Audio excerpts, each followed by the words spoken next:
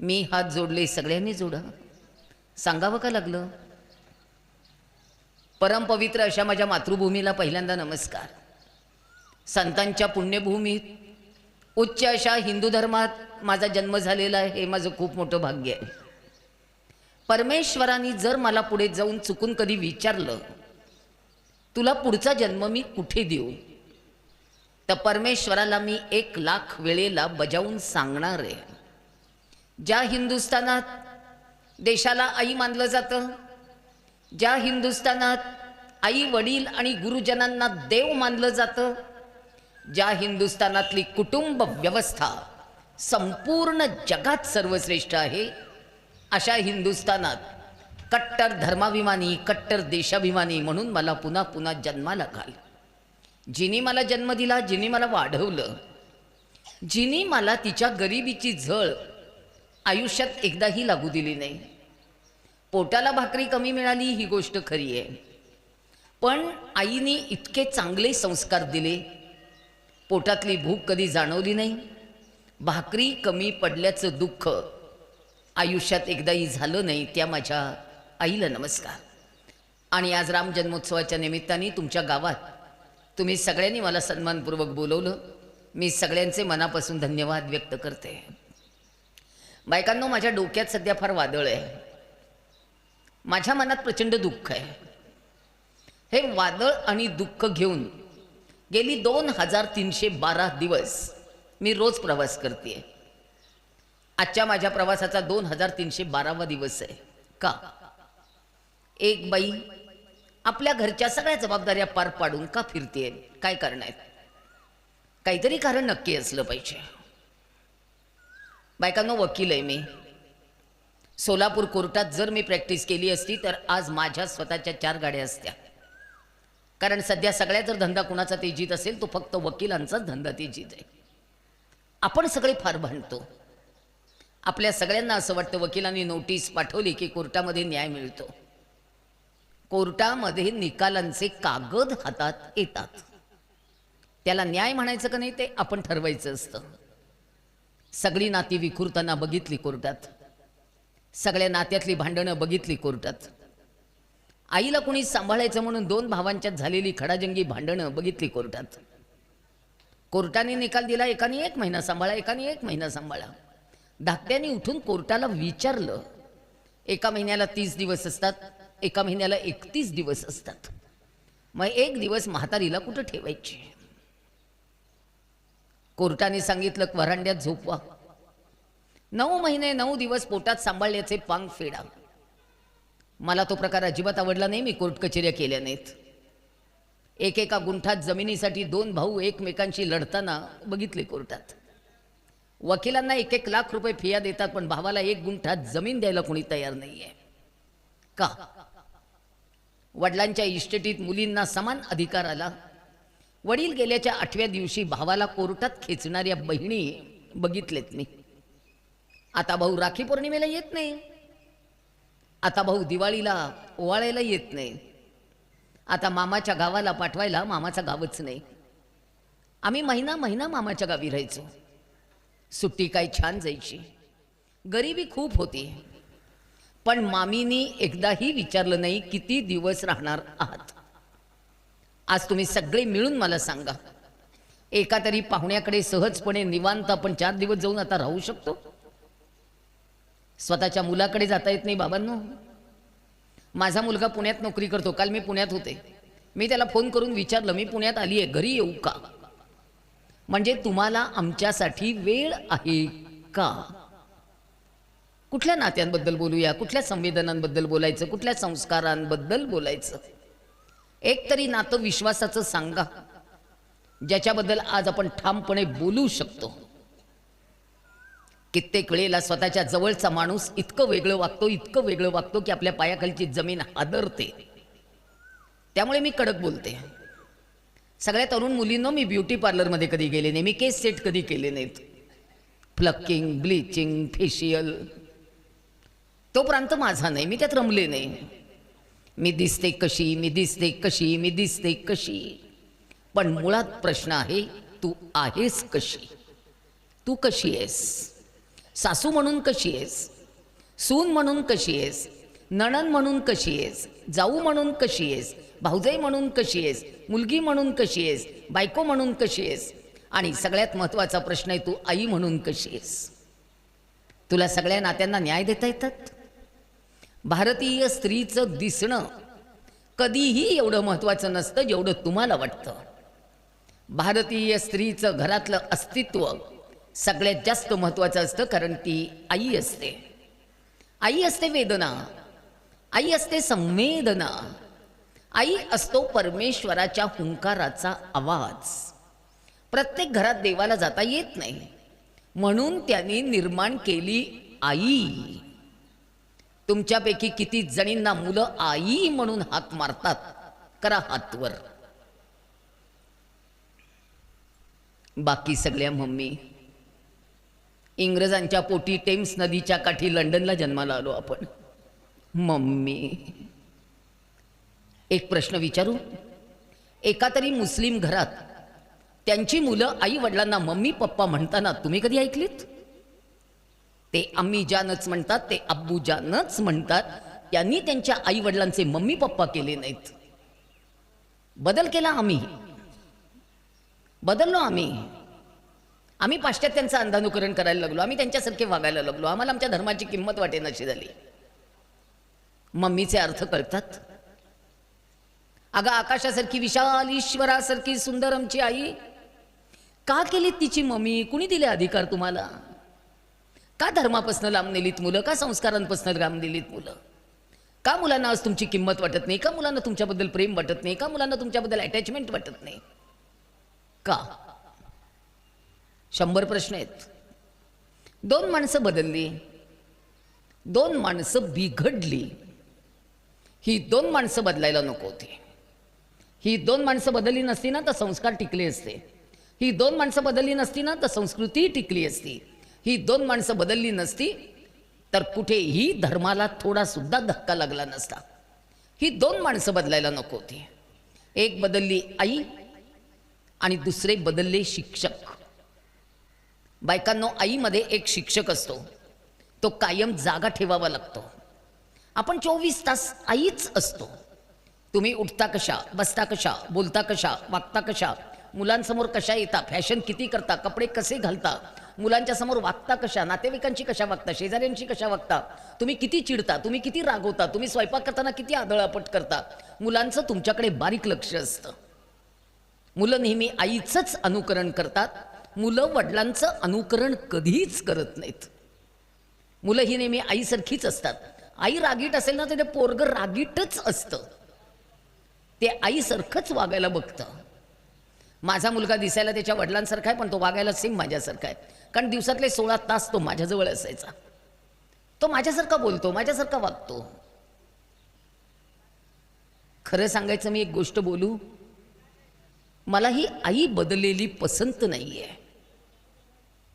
18 वर्षाच्या मुलीने मला एक पत्र लिहिलंय. अपर्णाताई नमस्कार, माझी आई इतकी नटते, इतकी नटते, इतकी नटते, ती तिच्या हाताला जांभळी पिवळी नेलपेंट लावते.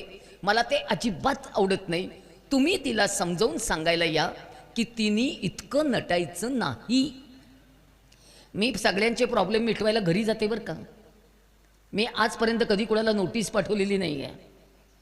मी वकील असले तरी मी प्रत्येकाच्या घरी जाऊन त्यांचे प्रॉब्लेम मिटवते. काल सुद्धा मी साताऱ्यात होते. मी साताऱ्यात ज्यांच्या घरी गेले त्यांच्या घरी मी त्यांचा प्रॉब्लेम मिटवायला गेले. मी प्रत्येकाच्या घरी जाते. त्या मुलीने मला पत्र लिहिलं, मी घरी गेले. त्या बाईंना मी इतकं समजावून सांगितलंय.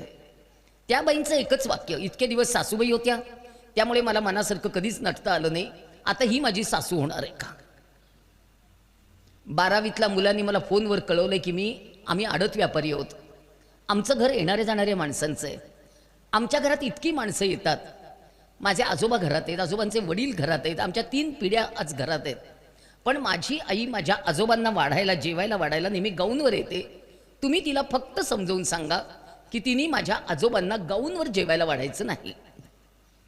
तिने माझ्या आजोबांना जेवायला वाढताना साडी नेसावी. का त्या 12वीतल्या मुलाला असं वाटावं? आई असते श्रद्धा, आई असतो विश्वास. मुलांना काय वाटतं ते महत्त्वाचं असतं. मुलं कसं तुमच्याशी बोलतात ते महत्त्वाचं असतं. बायकांनो, एक वाक्य घरी गेल्यानंतर वहीमध्ये लिहून ठेवा, नाही तर भिंतीवर लिहून ठेवा. जेव्हा आपली मुलं मोठी होत असतात, आपल्यातली बाई शिल्लक नसते, आपल्यातली आई शिल्लक असते. त्या आईला न्याय द्यायला शिका. मुलांसमोर वागताना संयम लागतात, मुलांसमोर वागताना नियम लागतात. आमच्या आईवडिलांच्यात काय संबंध आहेत आम्हाला कधी आयुष्यात कळले नव्हते. आमच्या दोघांच्यात काय संबंध आहेत आमच्या मुलांना कधी कळले नव्हते. आणि आज तुम्ही तरुण नवरा बायको मुलांच्या समोर इतके एक्सपोज होत आहे. त्या मोबाईलवर नको तसले सेल्फी काढायचे मुलांच्या समोर. लग्नातले फोटो इतके दिवस मान्य आहेत. लग्नाच्या अगोदर प्री वेडिंग फोटो, लग्नाच्या अगोदर फोटो काढण्यासाठी 1.5 2 लाख रुपये खर्च करतायत. इतके काहीतरी फोटो काढतायत. अक्षरशः हॉलमध्ये लावले जातात फोटो. म्हातारी माणसं येत असतात, घरातली वयस्कर माणसं असतात, घरातली मंडळी असतात. कशासाठी? का चाललोय लांब आपण आपल्या संस्कारांपासून? संध्याकाळच्या मालिका मी कधी बघितल्या नाहीत. काय बायका भांडतात नाही नटून थटून, आणि आम्ही भांडणाऱ्या बायका बघत बघत 3 तास घालवतो. 20 वर्षाची मुलगी 50 वर्षाच्या माणसावर प्रेम करते आणि सगळ्या घरादारांनी कौतुकाने ती मालिका बघावी. काही गरज आहे? तुमच्या मुलीने हा निर्णय घेतला तर तुम्ही काय कराल सांगा मला. किंवा तुमच्या मुलांनी हा निर्णय घेतला की मी 20 वर्षाच्या बाईबरोबरच लग्न करणार, जमू शकतं? मुलांच्या समोर काय बघावं, मुलांच्या समोर काय दिसावं, मुलांच्या समोर काय असावं, हे सगळं आत्ताच्या काळात महत्त्वाचं झालेलं आहे. आज तुमची मुलं मोबाईलवर काय बोलतात तुम्हाला माहिती नाही. आज ते काय नेटवर जाऊन बघतायत तुम्हाला माहिती नाही. ते गुगलवर काय सर्च करत असतात तुम्हाला माहिती नाही. आज मुलांच्या हातात तुम्ही मोबाईल आणून दिलायत. ब्ल्यू व्हेल गेम सारखा गेम मुलांनी डाउनलोड केला. 250 ते 300 मुलांनी आत्महत्या केल्या. आणि आज पबजी नावाचा गेम मुलं डाउनलोड करतायत. एक एक पोर वेडं होईल, एक एक पोर. आई वडिलांना समजत नाही. मर्यादा असाव्या लागतात. काळ बदलला, काळ बदलला, काळ बदलला. मलाही मान्य आहे काळ बदलला. काळ बदलला म्हणून आपण इतकं बदलायचं असतं? आज देश धोक्यात, त्याची कुणाला काळजी नाही. आज धर्म धोक्यात, त्याची कुणाला काळजी नाही. काश्मीरपासून कन्याकुमारीपर्यंत हजारो मुली आज बेपत्ता आहेत. कुठे आहेत मुली? आई वडिलांच्या हृदयावर पाय देऊन जातात कशा मुली? घराच्या चौकटीतली प्रतिष्ठा सोडून मुली बाहेर का जातात? कुणालाच त्याची काळजी नाहीये. पण आमच्या आईला त्या मालिकेतल्या राधिकेचं काय होणार याची फार मोठी काळजी आहे. आणि असली आई घरात नको म्हणून माझं तुमच्याशी भांडण आहे. मला घराघरातनं जिजाऊ मासाहेब जन्मालाच घालायच्या आहेत, त्याच्या पाठीमागे लागलेली आहे मी. जिजाऊ मासाहेब आता घरात जन्माला आल्या पाहिजेत. काय करणार? पुरुषांनो, मला एक आवाज गेली अनेक वर्ष ऐकू येतोय. तो तुम्हाला का नाही ऐकू येत? त्या आवाजामुळे मी अस्वस्थ आहे. त्या आवाजामुळे मला झोप येत नाही. त्या आवाजामुळे मी रात्र रात्र रात्र जागी आहे. कोणता आहे तो आवाज जो झोपू देत नाही? आणि तो आवाज आहे भारतीय संस्कार, भारतीय संस्कृती, भारतीय कुटुंब व्यवस्था सगळ्याची मृत्यू घंटा वाजायला लागलेली आहे. आज आपण सगळेजण शेवटच्या टप्प्यात आहोत. पुढच्या 10 वर्षात एकही घर अस्तित्वात असणार नाही. आज घराच्या इमारती मोठ्या झाल्या आहेत. आज घरं सजवली, आज घरं नटवली, पण घरात राहणाऱ्या माणसांची संख्या फक्त 2 वर आली आहे. शासनाने बजावून सांगितलं हम दो हमारे दो, आणि ते फक्त आम्हालाच बजावून सांगितलं हम दो हमारे दो. आम्ही म्हटलं छेट, हम दो हमारा एकच. काका नाही, आत्या नाही, मामा नाही, मावशी नाही, भाऊ नाही, बहीण नाही, दुःख सांगायला कुणी नाही, सुख ऐकायला कुणी नाही. आणि आई वडील गेल्यावर त्यांच्या प्रेताजवळ बसून रडायला मुलांना आता वेळ नाही. 3ऱ्या दिवसाची माती सावडतात ती 14व्या दिवशी येत आहेत. आई मरते वृद्धाश्रमात आणि गाव जेवण गावात. काय करायचं? तुम्हाला सगळ्यांना सांगायला मला लाज वाटते. मी खाली मान घालून सांगते, माझ्या संस्थेला रोटरी क्लबची अन्नपूर्णा योजना मिळाली आणि माझ्याकडे ज्येष्ठ नागरिकांना डबे पोचवायचं काम आलं. आज तुम्हाला सांगायला मला भीती वाटते, रोज 200 म्हाताऱ्या माणसांना घरपोच डबे जेवायला पाठवते, ज्यांना सुना जेवायला घालत नाहीयेत. आज 84 अशी जोडपी सांभाळतोय ज्यांची मुलं अधिकारी आहेत, पण आईला डायबिटीसची गोळी मिळत नाहीये. आदर्श शिक्षिका पुरस्कार मिळालेली सून स्वतःचा डबा तयार करून शाळेत जाते, पण सासऱ्याच्या नावची भाकरी करत नाहीये. फ्रीजला कुलूप, वरांड्याला कुलूप, स्वयंपाकघराला कुलूप, सगळीकडे कुलप. भाकरीवर एवढंसं दूध घाल म्हटलं तर तण तण करते बाई. म्हातारपणी चावते भाकरी, तिचाच मुलगा मिळवतोय ना, घाल ना मग थोडंसं दूध भाकरीवर, कुठं बिघडते. मला एका प्रश्नाचं उत्तर सगळ्या बायकांनी मिळून द्यायचं, शिकलेल्या बायकांनी. सावित्रीबाई फुले यांनी शिक्षणाचं दार आम्हाला मोकळं करून दिलं. सावित्रीबाईंना खात्री होती, एक बाई शिकली कुटुंब सक्षम होणार आहे, एक बाई शिकली सगळं कुटुंब शिकणार आहे, एक बाई शिकली भारतीय कुटुंब व्यवस्था टिकूनच राहणार आहे. सावित्रीबाईंची केवढी खात्री होती आपल्याविषयी. सावित्रीबाईंनी फार विश्वासाने आपल्याला शिकवलं. पण माझा प्रश्न असा आहे, जे शिक्षण आम्हाला सावित्रीबाईंनी दिलं, त्या शिक्षणाचा उपयोग आम्ही कुटुंब व्यवस्था टिकून राहण्यासाठी चांगल्या पद्धतीने करून घेतलाय का? विचार करून उत्तर द्या, सावकाश उत्तर द्या, नंबर देऊन ठेवते, उद्या उत्तर द्या. कुटुंब व्यवस्था शिक्षणामुळे बळकट झाली? त्याच्यातले 5 प्रश्न विचारते. शिक्षणामुळे मुलींमध्ये नम्रता आली? शिक्षणामुळे मुलींमधला अहंकार कमी झाला? शिक्षणामुळे मुलींना कळायला लागलं सासरी गेल्यानंतर थोडंसं तडजोडीने वागावं लागतं? शिक्षणामुळे मुलींना कळायला लागलं स्वतःला सन्मान मागताना दुसऱ्याला मान द्यावा लागतो? शिक्षणामुळे मुलींना कळायला लागलं आपले आईवडील जेवढे महत्त्वाचे आहेत तेवढे नवऱ्याचे आईवडील सुद्धा त्याला महत्त्वाचेच असतात? शिक्षणामुळे मुलींना कळायला लागलं घरातनं निघून गेल्यानंतर आपल्या वडिलांना ताठ मानेने गावात फिरता येत नाही? काय दिलं शिक्षणाने? शिक्षणाने फक्त पगार दिले, पगार, पॅकेज. माझ्या मुलीला 12 लाख पगार आहे, माझ्या मुलीला 15 लाख पगार आहे. तुमच्यापैकी किती आयांनी मुलींना सांगितलंय शिक्षणाबरोबर घर सुद्धा तेवढंच महत्वाचं असतं? करा हातवर. बाकीच्यांना नाही महत्व वाटलं, सांगा. आता ते सांगण्याची वेळ आली आहे. मुलींना सांगा शिक्षणाबरोबर घर सुद्धा तेवढंच महत्वाचं असतं, खूप महत्वाचं असतं घर. सांगा समजावून. त्यामुळे मी आज तुमच्याशी बोलतेय. कुठल्या नात्याने बोलू तेच सांगा. वकील आहे, कायदा सांगू? पण मी बायकांना कायदा सांगणं बंद केलं. जिच्यावर अन्याय होतो तिच्या हातात ढाल म्हणून कायदा दिला. बायकांनी त्या कायद्याची तलवार केली. सासू एवढंसं बोलली, चालल्या महिला मंडळाकडे. बाहेरची माणसं काय करणार आहेत? घर आपलं, समजूत आपली, माणसं आपली, तडजोड आपली. आणायचे आपल्याला, उरवायचे आपल्याला, पुरवायचे आपल्याला. कमी पडलं तरी आपलंच, जास्त झालं तरी आपलंच. बाहेरचा माणूस काय करणार आहे? पोलीस काही 24 तास पाऱ्यावर बसणार आहेत? आपलं घर असतं, तडजोडीने जावं लागतं, समजुतीने घ्यावं लागतं. संसार असे होत नाहीत बाई, सोपं नसतं ते. अगं ज्या सासूनी 40 वर्ष संसार केलाय, जिनी स्वतःची हौस मौज मारून मारून मारून तुझ्या नवऱ्याला मोठं केलंय, ती सासू एकदा तरी म्हणणार नाही भाजीला तेल थोडंसं कमी घाल ग, नासू नकोस, 4-4 चपात्या वाया घालवू नकोस? सांगायला मला तुम्हाला भीती वाटते. आमच्या शेजारी ज्या बाई राहतात 8-8, 10-10 चपात्या फेकून देता येतो रोज. गहू काय महाग झालेत.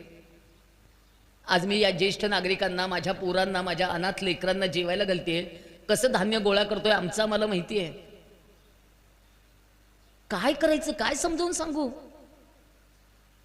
इतकं सोपं असतं उधळमाधळ करणं? पोटाला किती खागं, पण वाया घालवू नका. माझ्या नवऱ्याची तब्येत 90 सालापासून खूप बरी नव्हती. आमच्या मुलाला आम्ही इंजिनियर कसं केलंय ना, ते फक्त मला आणि मलाच माहिती आहे. आता हे नाही आहेत. माझा मुलगा पुण्यातल्या एका फार मोठ्या कंपनीत अधिकारी आहे. सुनेला म्हणायचं नाही, काल रात्री पीठ मळून ठेवलेस फ्रीजमध्ये, त्याच्या चपात्या आधी कर, नंतर नवीन पीठ मळ. बोलायचं नाही. चला अधिकाराबद्दल बोलू सासूच्या. तिला कुठले अधिकार द्यायचे आणि कुठले नाहीत. बायकांनो, आम्ही संसार केले, फार फार फार कष्टाने केले. आम्ही तुमचा हेवा करत नाही, पण थोडासा विचार करायला लावणार आहे. म्हणून मी आज तुमची आई म्हणून बोलेन. राग आला तरी चालेल, मला काही तुमच्या कुणाच्या घरी आज जेवायचं नाही आहे, त्यामुळे तुम्ही खूप रागवा, काही फरक पडत नाही. मी मूळ साताऱ्याची आहे. माझे वडील आणि त्यांची 11 भावंडं, एवढं मोठं कुटुंब आहे. माझ्या वडिलांना 7 काका आहेत, प्रत्येकाची 5-6 मुलं आहेत. मुलींनो, मी माझ्या आईला कधी कुठे बाहेर जाताना आजपर्यंत बघितलेलं नाही, आणि मी माझ्या आईला कधी एका जागी बसून पोटभर जेवताना पण बघितलेलं नाही. मी माझ्या आईला पहाटे 5 पासून रात्री 12 पर्यंत नुसते कष्ट करतानाच बघितलंय. पण मी तिला एकदाही चिडलेलं बघितलं नाही, मी तिला एकदाही रागवलेलं बघितलं नाही. कधीही भांड्यांचा आवाज स्वयंपाकघरातून बाहेरच्या खोलीपर्यंत ऐकू सुद्धा आला नाही. समईतली वात जेवढ्या शांतपणे तेवते, तशी आई आयुष्यभर बघितली. तेवते शब्द वापरला, जळते नाही. जळणारी वात जळून जाते, तेवणारी वात अखंड प्रकाश देत राहते. मी तेवणारी आई बघितली आहे. माझी आई कडक आहे, शिकलेली नाही, शाळेत गेलेली नाही, पण तिला लिहिता वाचता येतं. माझ्या आईने मला मुलगी म्हणून जगण्याचं भान दिलंय. माझ्या आईने मला दिवसात 100 वेळा सांगितलंय की बाई, तू मुलगी आहेस, तू पुढच्या पिढीची आई आहेस, तू पुढच्या पिढीचा वारसा आहेस. बाई, संस्कार करण्याची जबाबदारी तुझी आहे. बाई, घर सांभाळण्याची जबाबदारी तुझी आहे. देवाने नवनिर्मितीचा मान फक्त बायकांना दिलाय. देवाचा आपल्यावर गाढ विश्वास आहे. देवाने सांगितलंय, तुझ्या पोटी जे जन्माला येणार आहे ते उत्तम येणार आहे, त्यामुळे तुला समृद्ध आई होता आलं पाहिजे. बाई, तू मुलगी आहेस, तू मुलगी आहेस. आणि आज तुम्ही सगळे मिळून मुलींना उलटा ऐकवताय. मी माझी मुलगी मुलासारखी वाढवणार आहे, तो माझा मुलगा आहे, तो माझा मुलगा आहे. जेवढ्या मुलींच्या आया तुम्ही माझ्या समोर आहात, उजवा हात हृदयावर ठेवा. असा ठेवा, ठेवा म्हणलं की ठेवायचा. आणि तुमच्या आत्म्याला विचारा, मुलगी मुलासारखी वाढवता येते कशी? तिला देवाने दिलेला मातृत्वाचा अवयव काढून टाकणार, तिच्या वाहणाऱ्या दुधाच्या अमृताच्या धारा ज्याच्यातनं महापुरुष घडतात त्या बंद करणार, तिची कोमलता काढणार, तिची खंबीरता काढणार, तिची शालीनता काढणार, तिची रुजुता काढणार, तिची क्षमाशीलता काढणार, तिच्या संवेदना काढणार, तिची सहनशीलता काढणार, तिचं वात्सल्य काढणार, तिचं ममत्व काढणार, तिचं समर्पण काढणार, तिचा त्याग काढणार, तिचं पावित्र्य काढणार, तिचं मांगल्य काढणार, तिचं शील काढणार, तिचं चारित्र्य काढणार, तिची क्षमाशीलता काढणार. बायकांनो, तिचं काय काय काढणार? देवानी बायकांना पुरुषांपेक्षा 100 गुण जन्माला येताना जास्त दिलेले. आपण का पुरुष व्हायचं? अगं, यांना शरीर बलदंड दिलंय, मन कमकुवत दिलंय. आपल्याला शरीर नाजूक दिलंय, मन खंबीर दिलंय देवाने, खंबीर मन.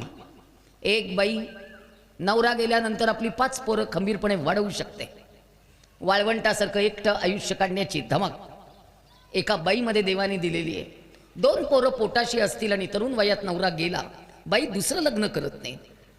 पोरांच्या तोंडाकडे बघून बघून बघून तारुण्य जातं, नातवंडांच्या तोंडाकडे बघून बघून म्हातारपण जातं. बाई एकटी जगते. पुरुषांना विचारा, बायकोच्या पाठीमागे एक तरी पोर यांना सांभाळता येतं का? पुरुष एकटे राहू शकतात? पुरुष एकटे राहायला घाबरतात. आपण एकटे राहायला घाबरत नाही. आपण पालीला घाबरतो, उंदराला घाबरतो, झुरळाला घाबरतो, पण डोंगरासारख्या संकटाला बाई कधीच घाबरत नाही. हे पक्क लक्षात ठेवा. ताकद लक्षात घ्या ग, शक्ती लक्षात घ्या. इतक्या शेतकऱ्यांनी आत्महत्या केल्याच्या बातम्या वाचल्यात. एका तरी शेतकऱ्याच्या बायकोनी आत्महत्या केल्याची बातमी वाचलीत? नाही वाचलीत. कपाळ उजाड झालं, रान उजाड झालं, सगळं गाव, सगळं घर उदास उदास उदास झालं. पोरं वनवासी झाली, बाई घाबरली नाही.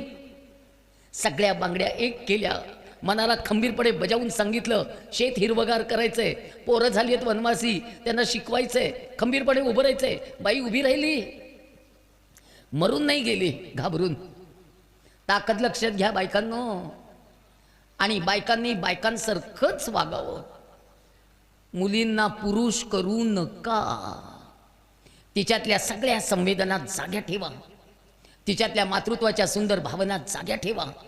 तिच्यातली मृदुता जागी ठेवा.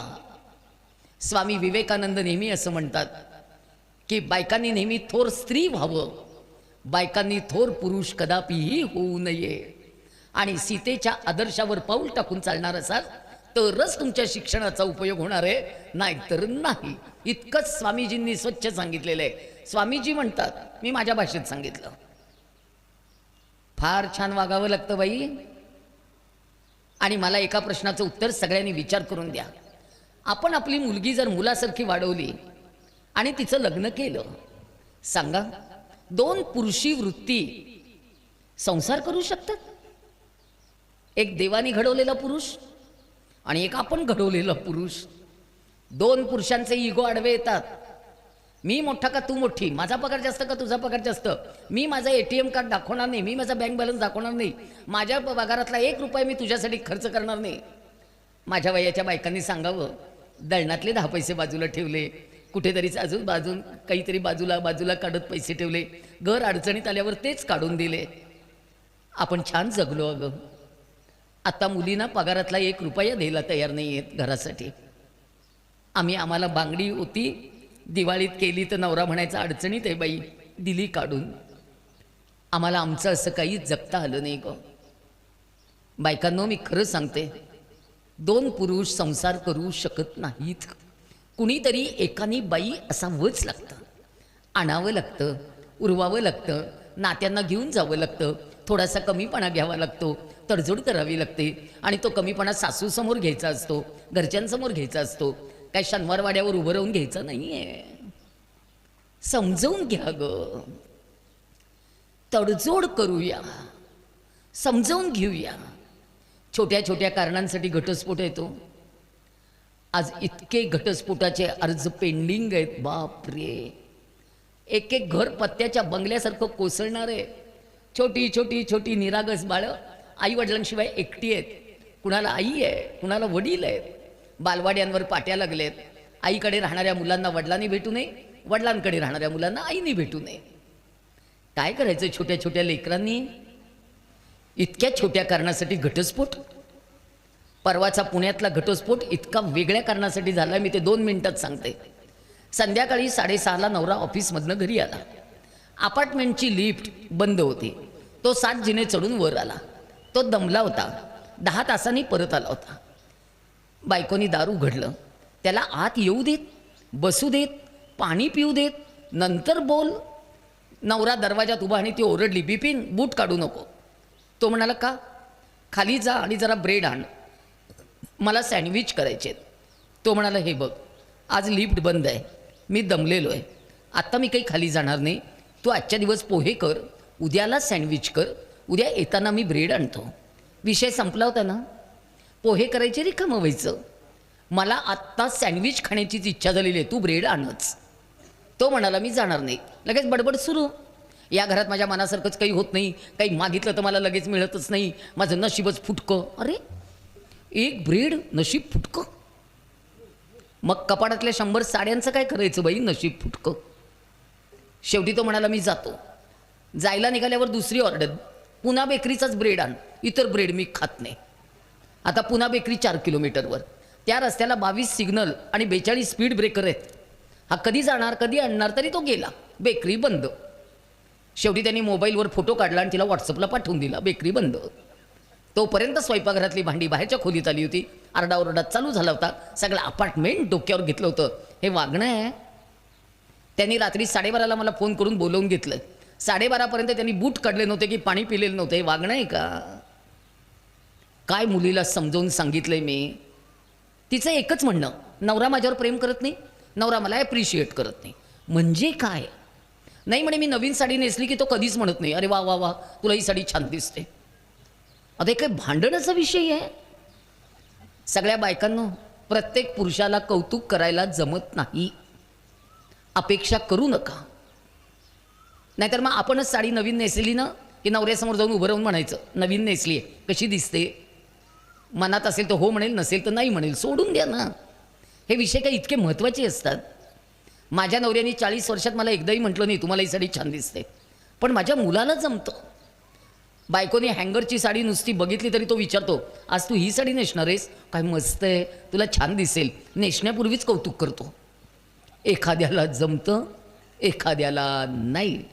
आणि तरुण पुरुष कुणी आज समोर नाही आहेत, पण जे ऐकतायत त्यांना मुद्दाम सांगते, एखाद्या वेळेला कौतुक करा, काही बिघडत नाही. म्हणायचं छान दिसतेस, म्हणायचं भाजी फोडणीला टाकली की अरे वा वा वा छान आला, कढीपाला घातलायस वाटतं, वा मस्त. झोपेतनं उठलं की लगेच म्हणायचं झोपेतनं उठलीस तरी काय फ्रेश असतेस गो, मस्त.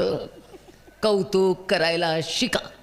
ती पोरगी ऐकेना म्हणून तिच्या मम्माला बोलवली. मम्मा, आईची झाली मम्मी, मम्मीचा झाला मम्मा. तिच्या मामाने सांगितलं आमची एकुलती एक मुलगी आहे, लाडात वाढवली आहे, तिला नकार नाही चालत, तिला इतका राग येतो, इतका राग येतो ती घरातल्या मोठ्या मोठ्या वस्तू फोडते. हे कौतुक आहे. सगळ्या बायकांनो, मुलांच्या आयांनो आणि मुलींच्या आयांनो, मुलांचे आणि मुलींचे राग जोपासू नका. राग कसा येतो ग? आणि सगळ्या सासवांनो एक वाक्य म्हणायचं नाही, तो रागीट आहे ना मग तू गप्प बस. सुनेनी का गप्प बसायचं दरवेळेला तुझा मुलगा रागीट आहे म्हणून? मुलांचे राग जोपासू नका, मुलींचे तर नाहीच नाही, नाही चालत. आणि ती आई शेवटी त्या मुलीला घेऊन गेली आहे आणि आत्ता त्यांना घटस्फोट घ्यायचा आहे, त्यांना राहायचं नाही आहे. माझ्या मुलीला ॲप्रिशिएट करणारा नवरा हवा आहे, कौतुक करणारा नवरा हवा आहे. काही गंमत आहे? काय बोलावं, काय सोडावं, काय काय करायचं? माझ्या आईने मला सांगितलं बाबा, बाईनी बाईसारखं छान असावं, बाईनी बाईसारखं छान वागावं. बायकांच्या संवेदना जाग्या असतील ना तर घरं टिकतात. बायकांच्या संवेदना जाग्या असतील तर एकत्र कुटुंब पद्धती टिकूनच राहते, कारण का तिला जाणीव राहते माणसांबद्दलची. माझ्या आईने मला स्पर्शाचं अंतर शिकवलं आहे मुलींनो. आज ते अंतर मी मुद्दाम तुम्हाला सांगणार आहे. आपल्या संस्कृतीमध्ये स्पर्श महत्त्वाचा नाही आहे, आपल्याकडे स्पर्शाचं अंतर महत्त्वाचं आहे. पूर्वी मुली 12व्या वर्षी मोठ्या व्हायच्या, त्यांचं लग्न 14व्या वर्षी 15व्या वर्षी केलं जायचं. आईवडिलांची जबाबदारी मुलींना सांभाळण्याची फक्त 3 वर्षांची होती. आज तुमची मुलगी हार्मोन्स बदलत चालल्यामुळे 9व्या वर्षी मोठी होती आहे. ब्रेड खात आहेत, नूडल्स खात आहेत, बाहेरचं सगळं खात आहेत. आज हार्मोन्स इतके बदलत चाललेत आणि त्यामुळे 9व्या वर्षी मुलगी मोठी होती आहे आणि लग्न तिचं शिक्षण पूर्ण झाल्यावर 25व्या 26व्या 28व्या वर्षी आहे. सांगा, मधली 17-18 वर्ष तुम्ही मुलींना कशी सांभाळणार आहात? डोळ्यात तेल घालून पोरी जपायला पाहिजेत. आज 2 वर्षाची मुलगी धोक्यात आहे, आज 5 वर्षाची मुलगी धोक्यात आहे, आज 12 वर्षाची मुलगी धोक्यात आहे. तुम्हाला भीती नाही वाटत? बाहेरचे धोके इतके वाढत आहेत. संस्कारांचं कवच घट्ट करा. मी मोठी झाल्यावर माझ्या आईने मला लगेच बजावून सांगितलं होतं, घरात वावरणारे तुझे वडील, तुझे काका, तुझे मामा, तुझे आजोबा सगळे पुरुष आहेत. कुणाच्याही अंगाला फटकन जाऊन हात लावायचा नाही, वडिलांना सुद्धा नाही. माझ्या वयाच्या सगळ्या बायकांनी सांगावं, आपण कधी वडिलांच्या अंगाला हात लावलाय? कधीच नाही. एकदा मला खूप ताप आला होता म्हणून वडिलांनी माझ्या कपाळाला हात लावून बघितला. परमेश्वराने आपल्याला स्पर्श केलाय की काय असं मला वाटलं होतं. वडिलांनी मुलीच्या अंगाला फक्त एकदा स्पर्श करायचा असतो, सासरी जाताना पाठीवर हात ठेवून थोपटून म्हणायचं असतं, बेटा जा, सुखाने राहा, आम्ही आहोत तुझ्या पाठीशी. तेवढाच पवित्र स्पर्श आहे आपल्याकडे. केवढं सुंदर नातं हे. सगळ्या तरुण पुरुषांनो, मुलगी पौगंडा अवस्थेकडे जात असताना सारखं बेटा बेटा बेटा म्हणून तिला जवळ घ्यायची नाही. 9व्या वर्षापर्यंत कौतुक चालतं. आपल्याकडे हे सगळं नाही आहे. रावणाने जेव्हा सीतामाईंना पळवून नेलं तेव्हा सीतामाईने अंगावरचे सगळे दागिने रस्त्याने काढून टाकले होते. प्रभू रामचंद्रांना दिशा कळावी रावण कुठल्या दिशेने गेलाय. त्यावेळेला तिच्या कानातली फुलं ही प्रभू रामचंद्रांना दिसली. त्यांनी ती उचलली आणि लक्ष्मणाला विचारलं की लक्ष्मणा, ही तुझ्या वहिनीच्या कानातली कर्णफुलं आहेत का रे? हे तिच्या कानातली आहेत का फुलं? त्यावेळेला लक्ष्मणाने हात जोडून सांगितलं, दादा मी वहिनींच्या चेहऱ्याकडे आजपर्यंत एकदाही बघितलेलं नाही, त्यामुळे मला कानातलं ओळखू येत नाही. पण नमस्कारासाठी मी 100 वेळा त्यांच्यासमोर वाकलोय. मला पायातली जोडवी ओळखू येतात, कर्णफुलं ओळखू येत नाहीत. हे माझ्या धर्मग्रंथांचं शिक्षण आहे, ही माझ्या धर्मग्रंथांची शिकवण आहे. आमच्याकडची नाती सगळी अंतर ठेवूनच आहेत. आज तरुण आहेत, धीर भाऊजे, मर्यादा ठेवाव्या लागतात. टाळ्या देऊन बोलायचं, शेकहँड करायचे हे प्रकार आपल्याकडे चालत नाहीत. जेव्हा स्पर्शाचं अंतर कमी होतं ना, तेव्हा नात्याला वेगळं वळण लागायला वेळ लागत नसतो. त्यामुळे ती नाती फार भारदस्त असतात. कल्याणच्या सुभेदाराच्या सुनेला खणा नारळाने ओटी भरून सन्मानाने परत पाठवणारे शिवबा अजूनही गावागावात पूजले जातात, कारण ते अंतर कळलं होतं. आईने सांगितलं होतं, राजयोगी आहेस बाळा, राजभोगी नाहीस. राजयोगी म्हणून आलेला आहेस जन्माला. आईच्या दुधाने दिलेले संस्कार होते ते. लक्षात घ्या मुलींनो, आपल्याकडे शेकहँडची पद्धत नाही आहे. आपल्याकडे शेकहँड करत नाहीत. नकारात्मक शक्ती आणि सकारात्मक शक्ती यांनी एकमेकांच्या हातात द्यायचे नसतात. कुठला माणूस नकारात्मक विचारांचा आहे आपल्याला कळतो, म्हणून आपल्याकडे नमस्कार आहे. सगळे वारकरी एकमेकांना नमस्कार करतात. नमस्काराचा अर्थ काय आहे? तुझ्यातल्या चैतन्याला माझ्यातल्या चैतन्याचा नमस्कार आहे. कारण का, जर रेड्याच्या तोंडून वेद वदवले गेले असतील तर रेड्यामध्ये सुद्धा चैतन्य आहे, जे माझ्यामध्ये चैतन्य आहे. त्या चैतन्याला नमस्कार माऊलींनी शिकवलेला आहे आणि तो नमस्कार आपल्याकडे महत्त्वाचा आहे. आम्ही मानतच नाही. परवा मी एका कार्यक्रमाला नांदेडला गेले होते मुलींनो. त्या दिवशी बक्षीस समारंभ होता. संजय नार्वेकर म्हणून एक चित्रपट अभिनेता आहे, त्याच्या हातनं बक्षिसं दिली जात होती. आपल्या जेवढ्या हिंदू मुलींनी बक्षिसं घेतली, सगळ्या मुली इतक्या वाटेल तशा कपड्यात होत्या.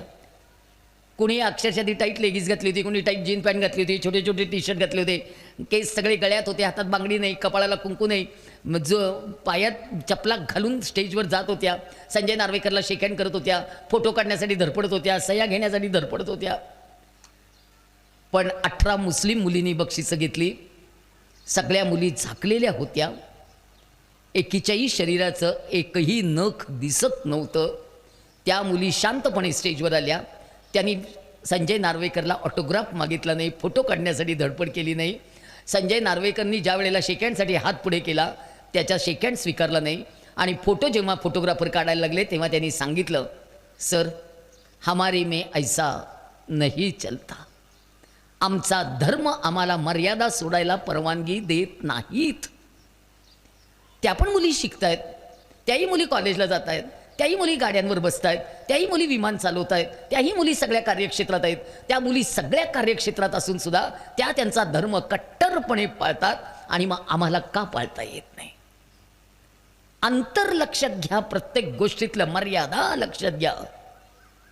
आणि संस्कार महत्त्वाचे आहेत, खूप महत्त्वाचे आहेत मुलींनो, इतके महत्त्वाचे आहेत. माझ्या आईने सांगितले मला. सगळ्या बायकांनो, मुलींना सांगा, वडील सुद्धा शेवटी पुरुषच असतात. आज तुमच्या मुली वडिलांसमोर बिनओढणीच्या आहेत, भावांसमोर बिनओढणीच्या आहेत, आज समाजासमोर बिनओढणीच्या आहेत. आज वाटेल तसे 3/4 आणि कसलेही कपडे घरात घातले जात आहेत. काकांसमोर, वडिलांसमोर, भावांसमोर चालतं आणि गळ्यात पडलेलं चालेल. एक 3-4 महिन्यापूर्वीच्या पेपरमध्ये एक बातमी आली होती, मुलींवर आणि महिलांवर सगळ्यात जास्त अत्याचार कोणाकडनं होतात. त्या बातमीत असं म्हटलंय, मुलींवर आणि महिलांवर सगळ्यात जास्त अत्याचार त्यांच्या जवळच्या नातेवाईकांकडून, ओळखीच्या लोकांकडून, घरी येणाऱ्या नेहमीच्या माणसांकडून होतात. बाहेरच्या लोकांकडनं अत्याचार होण्याचं प्रमाण अत्यंत कमी आहे. मी आज अनाथाश्रम चालवते. 0 ते 6 वयोगटाची बाळं आहेत आमच्याजवळ. आज अक्षरशः एकेका दिवसाचं बाळ आम्ही छातीला लावून सांभाळतोय. कुणाची ती मुलं? असाही स्थितीत कुणी टाकून दिली ही मुलं? ताठ मानेने त्या बाईला का नाही सांभाळता आली ती मुलं? तुम्हाला सगळ्यांना सांगायला मला भीती वाटते. 13 आणि 14 वर्षाच्या मुलींची मुलं आहेत ती. कशा फसल्या, कुठे फसल्या, कुणी फसवलं? आज थोडासा तरी विचार करा घरात वावरताना सुद्धा. म्हणून माझी आई म्हणायची, मामाकडे पाठवणार नाही ग मी अजिबात एकटी. रात्री मैत्रिणीच्या घरी अजिबात झोपायला एकटं जायचं नाही, अभ्यासाला नाही. आज तुमच्या मुली वसतिगृहावर ठेवायच्या आहेत. नंदुरबार, धुळे, नाशिक, औरंगाबाद, पुणे, रत्नागिरी, कोल्हापूर, कुठेही मुलगी तुम्हाला पाठवायची आहे. सांगा तिला, बायकांना 6वा सेन्स दिलाय देवाने. स्पर्श कळतो बायकांना काय चुकीचं आहे आणि काय बरोबर आहे. बायकांच्या डोळ्यामध्ये इतका धाक आहे ना, त्या धाकामुळे पुरुष घाबरतात. खरं तर आपल्याला शस्त्र हातात घेण्याची काही गरज नाही आहे. फक्त तो धाक समजावून सांगावा लागेल की बाई तुझ्याजवळ एक शस्त्र आहे आणि ते शस्त्र तुझ्याजवळ इतकं महत्त्वाचं आहे ना की कुठल्याही पुरुषाने आपल्या अंगाला स्पर्श करता कामा नये. एवढं ते जळजळीत शस्त्र आहे. सोपे नाही आहे. इतकं सोपं तर अजिबात नाही आहे. कलर टी व्हीवर एक जाहिरात लागते, जागो महाराष्ट्र. 7 वर्षाची छोटीशी मुलगी आपल्या आईला सांगते, आई त्या काकांना मी पाणी नेऊन देणार नाही, ते काका मला नको तिथे हात लावतात आणि मला ते अजिबात आवडत नाही. ती आई घाबरते, तिच्या पोटात गोळा येतो. माझ्या 7 वर्षाच्या लेकराला हा स्पर्श कळतो, या एवढ्याशा छोट्याशा लेकराला हा स्पर्श आवडत नाही आहे, म्हणजे या माणसाची काहीतरी चूक आहे. बायकांनो, डोळ्यात तेल घालून लेकरं जपली पाहिजेत. आता आई जागी पाहिजे आम्हाला. आईने संस्कारांच्या बाबतीत जागं पाहिजे. आता खूप अवघड झालेली आहे प्रत्येक गोष्ट. आज शाळेमध्ये छोट्या छोट्या बालवाड्यातल्या मुलींना बॅड टच आणि गुड टच शिकवत आहेत. चांगला स्पर्श कोणता आणि वाईट स्पर्श कोणता हे शिकवावं लागतंय. परवा एका मुलीला आजीनी सरळ, आज खेळत होती ती पोरगी, उड्या मारत होती, त्या आजीने फक्त असं केलं, ढमे किती उड्या मारते. तर ती आजीला म्हणाली, आजी तुम्हाला नको तिथे हात लावलायस ना, तो बॅड टच आहे आणि तो मला आवडलेला नाही. आत्ता बॅड टच आणि गुड टच शिकवावे लागताय. तुम्हाला कल्पना आहे? समजावून घ्या. आणि सगळ्या मुलींनो हात जोडून नमस्कार करून सांगते, स्त्रीचं शरीर इतकं पवित्र आहे, इतकं सुंदर आहे, इतकं छान आहे, त्याला कुणी स्पर्श केलेला खपवून घेऊ नका. नाही चालत, नाही चालणार. सगळीकडनं अवघडून बसेल. माझ्या आईने मला हे सगळं का सांगितलं ते मला आत्ता कळतं. माझी आई नेहमी म्हणायची, बाई किती शिकू देत, बायकांच्या अंगी शिक्षणाबरोबर महत्त्वाचे 5 गुण असा वेच लागतात. मुख्याध्यापिका असलेली बाई बाहेरच्या जगात यशस्वी असते, पण ती घरात चांगली सून असेलच याची खात्री कुणालाही देता येत नाही. त्यामुळे शिक्षणाबरोबर बायकांच्या अंगी महत्त्वाचे 5 गुण असा वेच लागतात. सगळ्यात पहिला गुण, आईने मला जवळ घेतलं, तोंडावरनं हात फिरवला आणि आई मला म्हणाली, तू आमच्या दोघांची मुलगी आहेस, तू आमच्या दोघांचा श्वास आहेस, तू आमच्या 4 भिंतीचा विश्वास आहेस, तू माझ्या उमऱ्याची मर्यादा आहेस आणि तू माझ्या घराची प्रतिष्ठा आहेस. तू अतिशय चांगली मुलगी असलं पाहिजेस. वडील जेव्हा बाजारात पिशवी घेऊन जातात, वडिलांना ताठ मानेने बाजारात फिरता आलं पाहिजे. वडिलांचा सन्मान असते मुलगी, वडिलांची प्रतिष्ठा असते मुलगी, उमऱ्याची मर्यादा असते मुलगी. उमरा फार महत्त्वाचा आहे बरं का सगळ्या पुरुषांनो. घराचा उमरा फार महत्त्वाचा आहे, त्याच्याकडे दुर्लक्ष करू नका. पण आमचं दुर्दैव आता इतकं मोठं आहे, हल्ली फ्लॅट सिस्टीमला उमरेच नाही आहेत, बंगल्यांना उमरे नाही आहेत. आम्ही सहजपणे घराचा उमरा काढून टाकलाय. परवा मी सगळ्या इंजिनियर लोकांना बजावून सांगितलं, आमच्या घराचा प्लॅन तुम्हाला पाहिजे तसा तयार करा, पण भारतीय घराचा उमरा शाबूत ठेवा. पाय उचलून टाकताना लक्षात आलं पाहिजे, पाय बरोबर टाकला जातोय का नाही. उमरा पाहिजे घराला आणि वेस पाहिजे गावाला. घरातलं भांडण उमऱ्याच्या बाहेर नाही आणि गावातलं भांडण वेशीच्या बाहेर नाही. दोन्ही मर्यादा पाळाव्याच लागतात. जेव्हा मी अक्षदा टाकून तुला दुसऱ्याच्या घरी पाठवीन, तेव्हा तू त्या घराचा विश्वास आहेस, त्या घराचा सन्मान आहेस, त्या घराची लक्ष्मी आहेस. आणायचं, उरवायचं, पुरवायचं, टिकवायचं आणि येणाऱ्या सुनेच्या हातात आनंदाने देऊन टाकायचं. काय जबाबदारी आहे? परत सांगू, आणायचं, उरवायचं, पुरवायचं, टिकवायचं आणि येणाऱ्या सुनेच्या हातात आनंदाने देऊन टाकायचं. कोंड्याचा मांडा करता आला पाहिजे. पण हल्ली मुलींना कोंडा पण माहीत नाही, मांडा पण माहीत नाही. एवढंसं काही कमी पडलं की चालत नाही, लगेच वकील घेऊन भांडा. या वकिलांची पण कमाल आहे हो. एवढंच भांडण 5 पानी नोटीस करतात होतं यार, 5 पानी कलमात बसवतात, कलमात. मी सगळ्या वकिलांना रागवत असते, घरातली भांडणं कलमात बसवायची नाहीत. 5-5 वर्ष केसेस चालत आहेत, नाती तुटत जातात, घरं मोडत जातात. आणि बायकांनो, एकदा हातातनं काही निसटलं ना, आयुष्यात कधीच गोळा करता येत नाही. माझ्या वयाच्या इतक्या बायका तुम्ही समोर आहात, सांगा आईने लग्नात किती भांडी दिली होती ग आपल्याला? 5 भांड्यांची 50 करता करता म्हातारपण आलं. नवऱ्याला 110 रुपये पगार, 5 रुपये किलो तेल, 2 रुपये किलो साखर, 3 पैशाला चहाची पुडी. चांगला चहा नवऱ्याला उकळून द्यायचा, चौथ्यात पाणी घालायचं आणि उकळलेलं पाणी आपण प्यायचं. असले संसार आम्ही केले.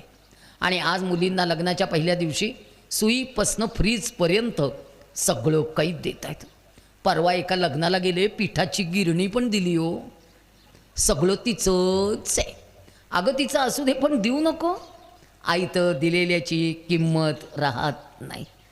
रक्ताचा घाम करून जो संसार उभा राहतो त्याची ऐट वेगळी असते, त्याचा डौल वेगळा असतो. आणि सगळ्या पुरुषांनो, कर्ज काढणं आणि कर्ज फेडणं म्हणजे स्वतःच्या हिमतीवरचा विश्वास प्रगट करणं असतं. बिंदास्त कर्ज काढा आणि बिंदास्त फेडा. आयतं कोण देणार? आयतं दिलं की दुसऱ्या दिवशीपासून भांडण. माझी मम्मी, माझे पप्पा. त्या नवऱ्याला कोणी नको, ते वरनं आकाशातनं पडलेलं पाहिजे. कसं चालेल? अगं 215 रुपयाचं एक पीप विकत घ्यायला 10 वर्ष लागलेत. दळणातले 10 पैसे बाजूला ठेवा, चालत जाऊन बसचे 5 पैसे वाचवा. 215 रुपये साठवायला 10 वर्ष गेली. आणि ज्या दिवशी पीप घरात आणलं, नवरा अतिशय कडक होता बाई. तक्रार करत नाही आहे, स्वभाव सांगते आहे. अगं ज्या दिवशी मी पीप आणलं, नवऱ्याने माझा कान पकडला आणि मला विचारलं, झाला का आत्मा थंड? म्हटलं हौस असते हो, बायकांचा सगळा जीव भांड्यात. हे म्हणाले, तुझा भांड्यातला जीव मला कळला, पण या भांड्यावर तू तुझं नाव का लिहिलंस? म्हटलं ते भांडं माझं आहे ना, म्हणून. तेव्हा माझ्या नवऱ्याने जगण्याचा मंत्र दिला. हे म्हणाले, त्या निर्जीव भांड्याला कळलं त्याच्यावर नाव कुणाचं लिहिलं आहे? म्हटलं नाही. मग निर्जीव भांड्यांवर स्वतःची नावं कोरण्यापेक्षा घरातल्या माणसांच्या मनावर नाव कोरता आलं पाहिजे. सासूला वाटलं पाहिजे सून आमची आहे, दिराला वाटलं पाहिजे भाऊजाई आमची आहे. सगळ्या नात्याला न्याय देता आला पाहिजे. त्यानंतर एकही भांडं विकत घेतलं नाही, कुठल्याही भांड्यावर कधी नावच लिहिलं नाही. भांड्यातला जीव काढून घेतला. शिवशक्तीचं मिलन म्हणजे संसार. आपण मोजून 10 मिनटं नवऱ्याची बायको असतो, इतर वेळेला आपण नवऱ्याची आई असतो, क्षणाची पत्नी, अनंतकाळची माता. पाश्चिमात्य लोकांना हे नातं कळणार आहे? लिव्ह इन रिलेशनशिपमध्ये 4 महिने एकत्र राहणाऱ्या पोरांना आणि पोरींना या नात्याची खोली कोण समजावून सांगणार आहे? पुरुषांना सांभाळणं काही सोपं काम आहे? केवढं अवघड काम आहे. बाहेरनं आलात का, दमलात का, काही झालं का, कुणी काही बोललं का, कुठे अपमान झाला का, कुठे नुकसान झालं का, काय झालं एवढं, कसलं टेन्शन घेतलंय, कर्ज केलेत का, असू दे, काही काळजी करू नका, बचत गटात माझं नाव आहे, काढीन त्यातनं थोडेसे पैसे, फेडू दोघं मिळून, टेन्शन घेऊ नका. किती सांभाळून घ्यावं लागतं यांना. एक तरी पुरुष शांतपणे घरात येतो? 1000 विचार डोक्यात घेऊन घरात येतात आणि आपणच त्यांच्या पाठीमागे पळत राहायचं. अहो काय झालं, अहो काय झालं, आणि ते आपल्यालाच म्हणतात गप गप, डोकं खाऊ नको. पण या सगळ्या वादळांना शांत करण्याची ताकद देवानी घरातल्या खंबीर बाईमध्ये खच्चून भरलेली आहे. पक्क लक्षात ठेवा. नवरा कसाही असला, बाईला संसार निभवावाच लागतो. कारण देवाचा आपल्यावर गाढ विश्वास आहे. देवानी सांगितले तुझ्या पोटी जे जन्माला येणार आहे ते उत्तम येणार आहे. त्यामुळे तुला चांगली आई होता आलं पाहिजे. आणि सगळ्यात महत्त्वाचा गुण आईच्या भाषेत सांगत नाही, माझ्या भाषेत सांगते. डॉक्टर व्हा, इंजिनियर व्हा, वकील व्हा, शिक्षिका व्हा, प्राध्यापिका व्हा, प्राचार्य व्हा, शास्त्रज्ञ व्हा, इन्स्पेक्टर व्हा, कंडक्टर व्हा, सरपंच व्हा, आमदार व्हा, खासदार व्हा, राष्ट्रपती व्हा, अंतराळात जा, पाताळात जा, कुठे पण जा, भाकरी करता आलीच पाहिजे. सगळ्यात महत्त्वाचा गुण स्वयंपाक आला पाहिजे. हल्ली मुलींना स्वयंपाक येत नाही हो. सगळ्या सासवांची तक्रार आहे, सून घरात आली स्वयंपाक घरात रमत नाही. सगळ्या मुलींच्या आयांनो उद्यापासून एक वाक्य म्हणू नका, तिला अभ्यास असतो, तिला नको काम लावायला. अर्धा तास काम केलं म्हणून काही बिघडत नाही आहे. मी तर म्हणते मुलांना सुद्धा स्वयंपाक शिकवा. शिकलेली मुलगी घरात यायचे, तिने जर केला नाही तर याला स्वतःच्या 4 चपात्या लाटता आल्या पाहिजे. स्वयंपाक आला पाहिजे. काळ बदलला हो, पुरुषांना पण स्वयंपाक आला पाहिजे. आता काही इलाज नाही त्याला. बायकोनी केला नाही तर करणार काय. अगं आत्ता जरी तुमच्यासमोर एवढं मोठं भाषण केलं आणि घरी गेले आणि मुलगा म्हणाला आई मला जेवायला वाढावंच लागतं. असं म्हणता येत नाही की मी गेले ते पिंपळगावला केवढं मोठं भाषण करून आले, आता नाही मी काही करणार. चालत नाही. पायातल्या चपला काढल्या, पायावर पाणी घेतलं, बाईला पदर बांधावाच लागतो. तू मुख्याध्यापिका असलीस शाळेत, बेल दाबली, शिपाई हातात चहा आणून देतो, पण घरी गेल्यावर तुला नवऱ्याच्या हातात सासूच्या हातात चहाचा कप द्यावाच लागणार आहे. बेल वाजवून उपयोग नाही. मुलींना समजावून सांगा. आणि सगळ्या तरुण पोरींनो, अमेरिकेला गेलात लाईटच्या चुलीवर स्वयंपाक करावेच लागतात. भारत सोडला तर इतर कुठल्याही देशात कामाला बायका मिळत नाहीत. धुणं धुवावं लागतं, भांडी घासावी लागतात, सगळं करावं लागतं. त्यामुळे मुलींना आणि मुलांना सगळं काम शिकवा. मी मुलांना सुद्धा शिकवा म्हणते. पुण्यातल्या बायकांनी जवळजवळ स्वयंपाक बंद केलेत. पुण्यामध्ये देवाचा नैवेद्य विकत आणला जातो. मला नागपंचमीला जेवायला बोलवलं, पुरणाच्या 15 पोळ्या विकत आणल्यात, 20 रुपयाला एक. आणि जेवायला बसल्यावर त्या बाई मला विचारतात किती खाल साधारण. म्हणलं 4 खाते. त्या म्हणल्या तुम्ही पुरणाच्या पोळ्या 4 खाता? अहो मोठ्या मोठ्या असतात. म्हटलं मी मोठ्या मोठ्या 4 खाते. वाडगाभर तूप लागतं, अर्धा लिटर दूध लागतं, बसलं की चापून खाते. त्या म्हणल्या तुम्ही खेड्यातले लोक फारच खाता. म्हटलं आम्ही खेड्यातले लोक फार खातो म्हणून पुरण घरात शिजवतो, विकत आणत नाही. श्रीखंडाच्या एवढ्याशा डब्याकडे बघून आपल्याला जेवण जात नाही बाबा. पुरणाचा स्वयंपाक कसा पुरून उरतो म्हणून त्याला पुरण म्हणतात. जे पुरून उरतं ते पुरण. आम्ही तर 4-4 दिवस शिळं पुरण खातो बाबा, आपल्याला फार आवडतं, मस्त लागतं. आपल्याला ते बाकीचं सगळं काही आवडत नाही असलं. थोडक्यात काय, स्वयंपाक आलाच पाहिजे. आणि सगळ्या मुलींच्या आयांनो हात जोडते, नमस्कार करते. खाली उतरल्यानंतर पाया पडा म्हटलं तर मी पायासुद्धा तुमच्या पडायला तयार आहे. पण मला जरा करिअरचा अर्थ सांगा. माझ्या मुलीचं करिअर महत्त्वाचं आहे. करिअर म्हणजे काय गं? मला मान्य आहे शिक्षण महत्त्वाचंच आहे, पण बायकांनो एक वाक्य कायम लक्षात ठेवा. जेव्हा आपल्या घराला आपली गरज असते त्यावेळेला कित्येक वेळेला आपल्या काही महत्त्वाच्या गोष्टी बाजूला ठेवाव्या लागतात. माझं लग्न झालं तेव्हा मी 10वी पास होते. माझा मुलगा 12वीत गेल्यावर मी BA केलं. माझा मुलगा इंजिनिअरिंगला असताना मी LLB केलं. माझी डिग्री LLBची म्हणजे मी वकील झाले ती वयाच्या 46व्या वर्षी झाली आहे. मी 25 वर्ष घरात होते. मी 25 वर्ष घर सांभाळलं. मी 2003 साली पहिल्यांदा घराच्या बाहेर पडली आहे. मला बोलायचं माहीत नव्हतं, माझ्यात आत्मविश्वास नव्हता, मला प्रचंड भीती वाटायची. शिक्षणाने मला समृद्ध केलं मुलींनो. त्यामुळे लक्षात घ्या, करिअर करिअर करिअर करिअरचे वेगळे अर्थ काढू नका. आणि एक वाक्य उद्यापासून अजिबात म्हणायचं नाही, चूल आणि मूल याच्यात बाई वर्षानुवर्ष अडकलेली आहे, तिला जरा बाहेर काढूया. चुलीतनं बाई बाहेर येते आणि मुलातनं तिचा जीव निघतो. माझ्या 90 वर्षाच्या सासूबाई पाय पांगळे झाल्यावर खुरडत खुरडत दरवाजात जायच्या. सगळे पाय रक्तबंबाळ व्हायचे. मी म्हणायचे आई जाऊ नका जाऊ नका, तुमचे पाय रक्तबंबाळ होतात. त्या म्हणल्या माझं लेकरू ग, माझं लेकरू ग. म्हटलं तुमचं लेकरू आता 67 वर्षाचं आहे. 90 वर्षाच्या आईचा 67 वर्षाच्या लेकरासाठी जीव कासावीस होतो. हे फक्त भारतातच होऊ शकतं, परदेशात नाही. त्यामुळे मुलींनो खरा अर्थ करिअरचा मी सांगते तुम्हाला. चूल मूल, सासरची माणसं, माहेरची माणसं, येणारी जाणारी माणसं सगळ्यांना सांभाळून आपल्याला आपलं अस्तित्व निर्माण करायचं आहे. ते अस्तित्वच जास्त महत्त्वाचं असतं. आणि सगळ्या तरुण नवऱ्यांनो, बायकोच्या या संपूर्ण सगळ्या शिक्षणाला, तिच्या वाटचालीला मदत करणं, सहकार्य करणं तुमची तेवढीच जबाबदारी असते. चालत नाही तसं. आणि सगळ्या मुलींच्या आयांनो, एक गोष्ट बोलते, प्रश्न विचारते. दुसऱ्याच्या घरी गेल्यानंतर कुणी बदलायचं असतं, तुमच्या मुलीनी का त्या घरानी? मुलीनी. तरुण आयांना काय वाटतं? मुलीनी बदलायचं असतं. सुरुवातीला बदलावंच लागतं, नंतर मग त्या घरात रुजायचं, त्या घरातल्या माणसांना आपलं मानायचं, त्या घरासाठी खूप काही छान करायचं. मग ती माणसंसुद्धा तुमचं ऐकायला लागतात. एकदम कसं ऐकतील ग? घरात गेल्या गेल्या माझं ऐका म्हटलं तर कोणी ऐकेल का? त्या माणसांना आपलंसं केलं पाहिजे ग. परवा एका सासूने नवीन लग्न झालेलं सुनेला सांगितलं, वांग्याची भाजी कर. विचार ना सासूला, कशी करू, तुमची पद्धत काय आहे? आमच्याकडची पद्धत वेगळी आहे. विचार ना. सासूला नाही विचारणार, 500 किलोमीटरवर राहणाऱ्या मम्माला फोन करून विचारणार, मम्मा वांग्याची भाजी कशी करू? ती लगेच 4 वांगी घे, त्याचे 4 तुकडे कर, खोबरं घाल. सासू सांगते बरं का, खोबरं घातलेली भाजी आमच्याकडे आवडत नाही, आमच्याकडे शेंगदाण्याचं कूट घालतात. माझी मम्मा खोबरेच घालते. तुझ्या मम्माच्या कोकणात नारळ स्वस्त मिळतात, आमच्याकडे मिळत नाहीत. अगं ज्या प्रदेशात जे मिळतं तेच घालायचं असतं भाज्यांना. समजून घ्या ना. खरं तिघींनी समजून घ्यायला पाहिजे. सासूनी म्हणायला पाहिजे होतं आजच्या दिवस कर खोबऱ्याची, आवडते का बघूया. सुनेनी म्हणायला पाहिजे होतं आजच्या दिवस शेंगदाण्याच्या कुटाची करते, परत कधीतरी करू का मी खोबऱ्याची.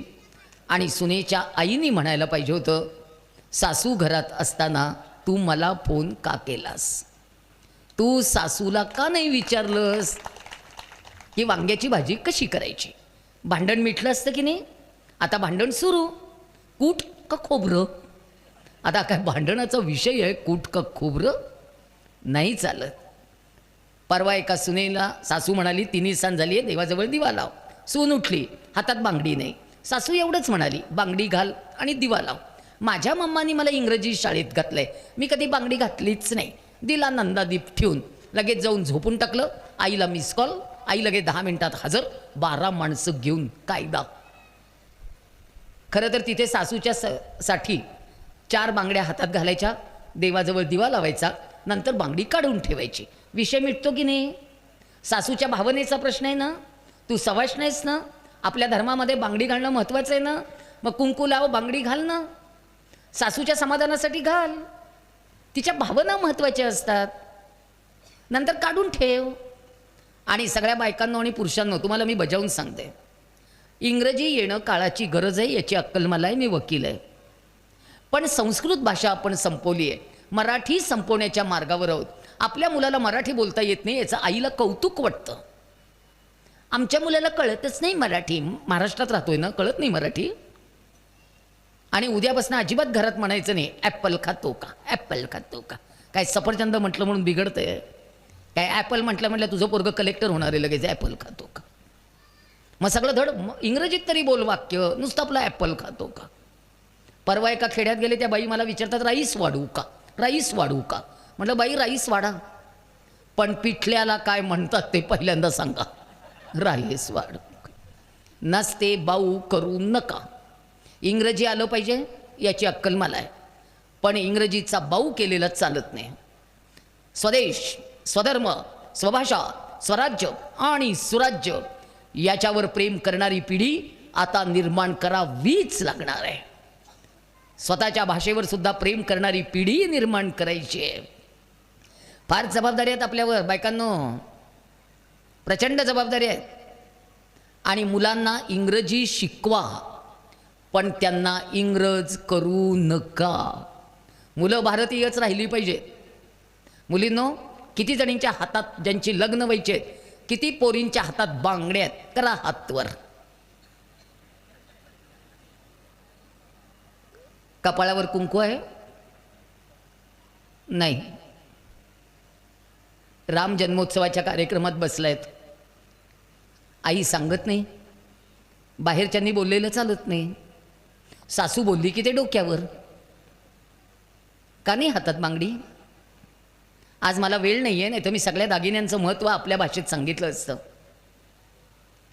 मुलींनो, मी बोलले ना की प्रत्येकाला वाईट वाटतं, राग येतो, पण 4 वर्षाचं एवढंसं मुसलमानाचं पोर टोपी घालताना लाजत नाही अगं.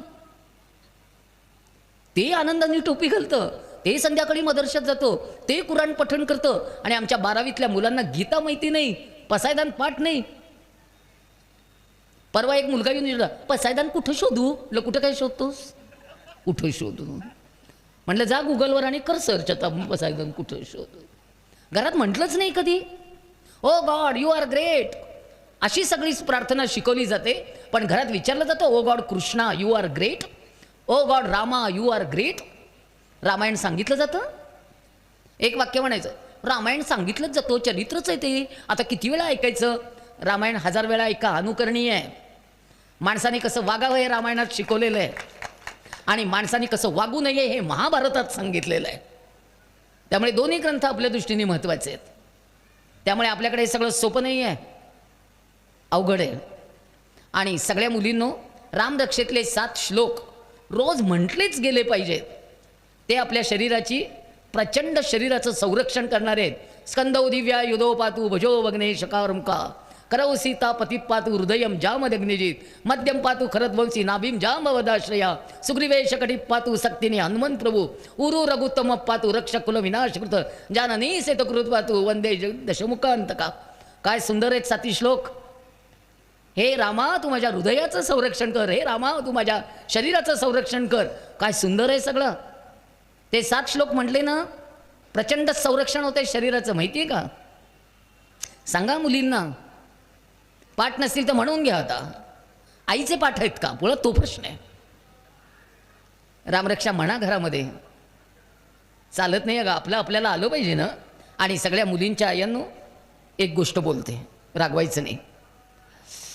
मुलींना सारखं माहेरी बोलवू नका.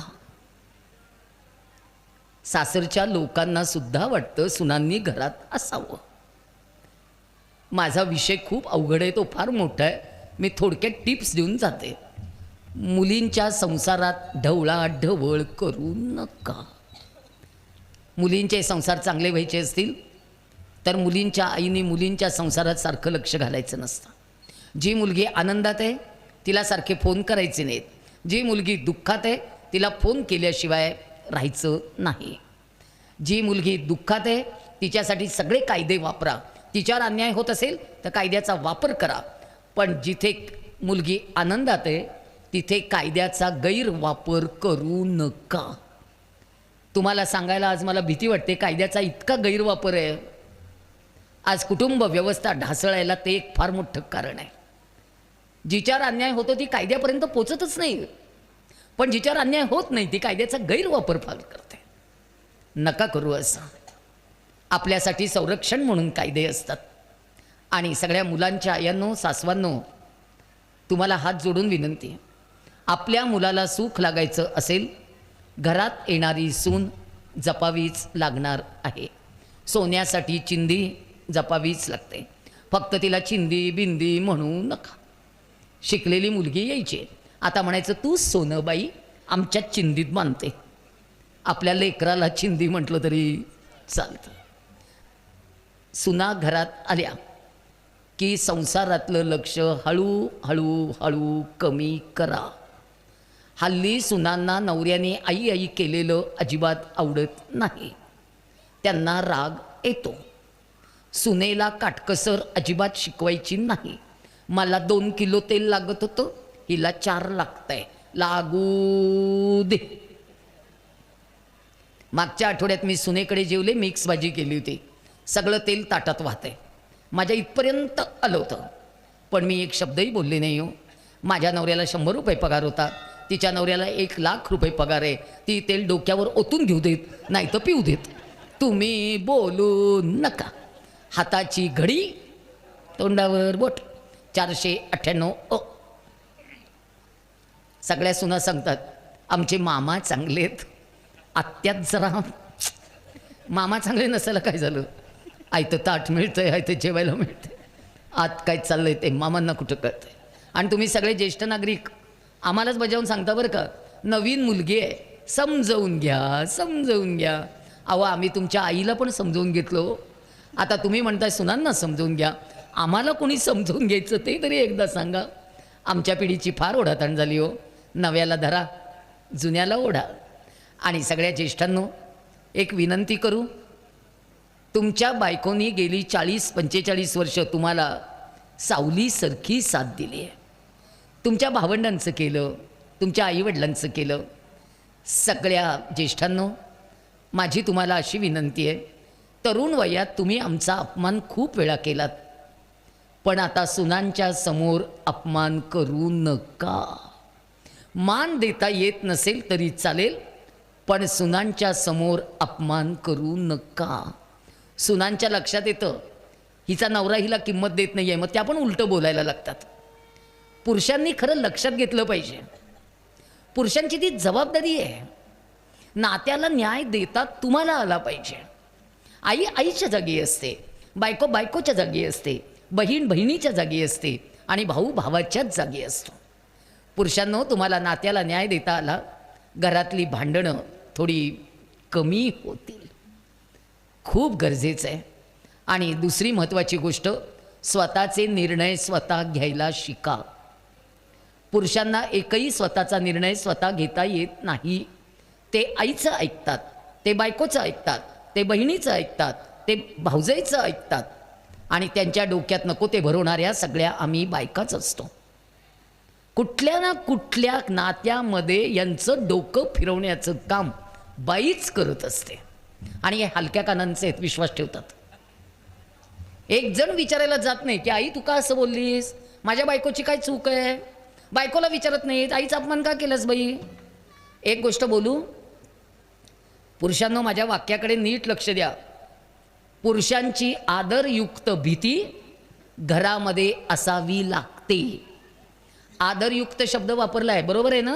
हां, पुरुषांची आदरयुक्त भीती घरामध्ये असावीच लागते. लहान वयात वडिलांना थोडंसं घाबरायचं असतं, तरुण वयात थोडंसं भावांना घाबरायचं असतं, लग्न झाल्यावर नवऱ्याला थोडंसं घाबरायचं असतं आणि म्हातारपणी नवऱ्याला अजिबात घाबरायचं नसतं, म्हातारपणी मुलांना घाबरायचं असतं. आणि यांची आदरयुक्त भीती जर असेल, भारतीय घराचं घरपण टिकून राहणार आहे. त्यामुळे तुम्ही आदरयुक्त भीती ठेवा. आणि जाता जाता शेवटचा संदेश, घड्याळाकडे माझं लक्ष आहे, 7:03 झालेली आहेत, मी थांबवेन. सगळ्या माहेरवाशिणींनो, आई वडील जिवंत आहेत तोपर्यंत बोलावल्याशिवाय कधी पण माहेरी या. भावाच्या राज्यात बोलावल्यावर या आणि भाच्यांच्या राज्यात दरवाजावरनं जा, पण आत जाऊ नका, नाहीतर माहेरवाशिणीचा मान राहत नाही. गेलात भाऊजाईकडे बसा, दिला चहा प्या, नाही दिला निघा, बडबड करू नका. एवढ्या लांबनं गेले साधा चहा, घरी आल्यावर एवढा करा, अण्णा रसाळं लावून दिवसभर प्या, पण बडबड करू नका. मला साधं कुंकू लावलं नाही, तुझी टिकली दुर्बिणीतनं बघावी लागते, आता कुंकू लावलं नाही. मानपान सगळे सोडून द्या ग. बायकांचे मानपान जास्त असतात, यांच्याकडे फार नाही नसतं. याला अर्ध्या तोळ्याची अंगठी नको असते, तुम्ही त्याला सांगता अर्ध्या तोळ्याची अंगठी माग म्हणून, त्याच्या डोक्यात काही नसतं. अजिबात पाठीमागे लागू नका, मानपानाच्या सोडून द्या. जावा जावांनो, बहिणी बहिणींसारख्या राहा. वेगवेगळ्या घरातनं आलायत ना, एक शेतकऱ्याची बायको आहे, एक बँक अधिकाऱ्याची बायको आहे. शेतकऱ्याच्या बायकोला गोठा चुकला नाही आणि बँक अधिकाऱ्याची बायको गाडीतनं उतरत नाही. नशिबाचं काय करायचं, दोघींच्या भांडायचं आहे, सोडून द्या. आणि यांच्या कानाशी कुणी लागू नका, प्रत्येक गोष्ट याला सांगायची. ते आधी त्यांचं डोकं, यांच्या डोक्यात एखादा भुंगा शिरला की ते कुणाला ऐकत नाही तर ग. त्यामुळे नवरा सांभाळण्याचं काम बायकाला बरोबर करता आलं पाहिजे. काही गोष्टी सांगायच्या नसत्यात. देवानी आपल्याला अतला अतला अतला अतला अतला एक कप्पा दिलाय, त्या कप्प्यात सगळं बंद करायचं असतं. सासरचा कमीपणा आणि माहेरचा कमीपणा या पदरामध्ये बांधून टाकायचा असतो. हा तारण करतीचा पदर आहे, हा ऐश्वर्य करतीचा पदर आहे. या पदराखाली सगळा कमीपणा झाकून टाकायचा. सासरच्या लोकांना काही सांगायचं नाही माहेरचं, आणि माहेरच्या लोकांना सासरचं काहीही सांगायचं नाही, तर संसार होतात, नाहीतर होत नसतात. आणि नवऱ्याचा कमीपणा सांगायचा नसतो ग, सोडून द्यायचं असतं. आम्ही सगळं सोडून दिलं म्हणून छानपैकी बांधली गाठ, टिकून राहिलो 45 वर्ष. आणि एक शेवटचा संदेश, शिकलेल्या मुलींनो, एक वाक्य कधीच म्हणू नका, मी शिकलेली आहे, मी सक्षम आहे, मला नवऱ्याची मुळीच गरज नाही, माझी पोरं मी सांभाळू शकते. नवरा वाईट असेल, नालायक असेल तर हे वाक्य 100 वेळा म्हणा, पण जिथे माणसं चांगली आहेत तिथे तुमचे अहंकार आडवे आणू नका. तुम्हाला नवरा नको असला तरी मुलांना वडील हवेच असतात.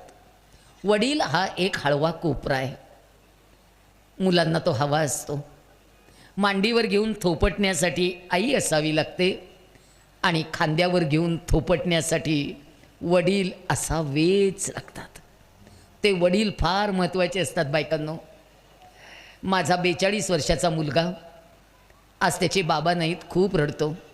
आज 3 वर्ष झाली यांना जाऊन, त्याच्या डोळ्यातलं पाणी काही थांबत नाही. मी त्याला परवा म्हटलं, आशुतोष किती रडशील, 3 वर्ष झाली आता.